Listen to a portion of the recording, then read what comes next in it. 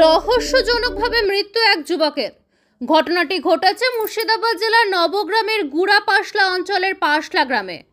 মৃত যুবকের নাম বুদ্ধদেব মাহারা। ওই যুবকের বয়স আনুমানিক 21 থেকে 22 বছর।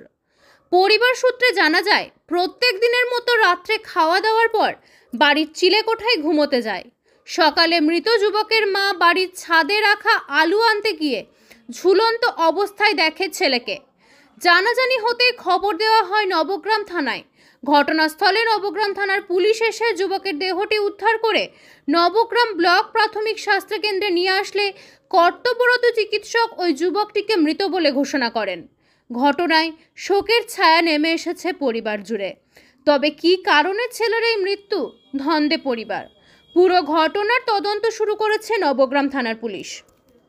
জানলাম মানে আমার স্ত্রী ও ঘরে আলু থাকে, আলু ভাজার জন্য আনতে গেল, দিয়ে দেখতে ঝুলছে তখন 8টার আগে।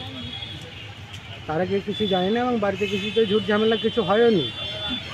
ঝুট ঝামেলা হলে না একটু সজাগ থাকে মানুষ, যে একটু খোঁজ খবর নেওয়া দরকার বা নেয়, এই অবধি আর কিছু নেই। তারপর ওই রকম দেখতে তখন ঝুলন্ত অবস্থায়।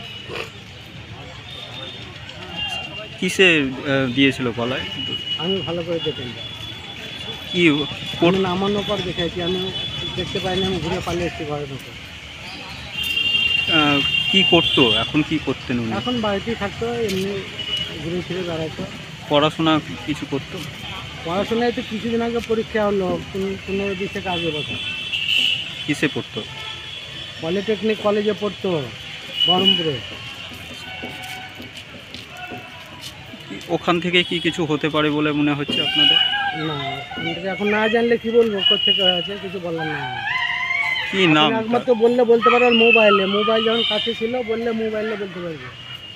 আমি কিছু বলতে পারবো না, জানি না। কি নাম তার যে মারা গিয়েছে? বুদ্ধদেব মাহারা। কত বয়স হবে তার অনুমান? বয়স বোধ হয় 21 কি 22 এরকম চলছে। আপনার নাম? আমার নাম শোভাকর মাহারা। বাড়ি কোথায় তার? বাড়ি নবগ্রাম থানা গুড়াপাশলা গ্রামে। আপনি বাবা হচ্ছেন নাকি? হ্যাঁ। হ্যালো।